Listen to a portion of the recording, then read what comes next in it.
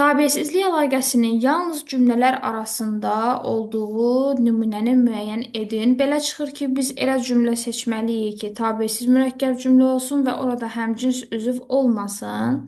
Birinci cümləmiz sasə ilə bağlanıb tabeli mürəkkəb cümlədir. Çıxırıq. Təbəəssiz mürəkkəb cümlə lazımdır.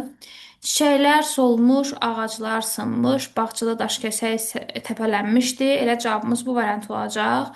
Üç dənə cümlədən istifadə olunub və tabeçilik əlaqəsi cümlələr arasındadır.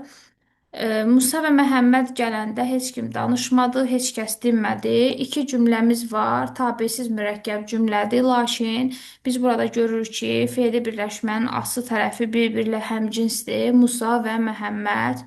Oxudum, lakin unutdum. Bu isə həmcins xəbərli sadə cümlədir. Hər ikisində xəbərlər birinci şəxsin təkinə aiddir. 3 ay olardı ki, o məktəb həyatından ayrılmışdı. Buradakı bağlayıcısını görürük. Belə çıxır ki, bu cümlə tabeli mürəkkəb cümlədir.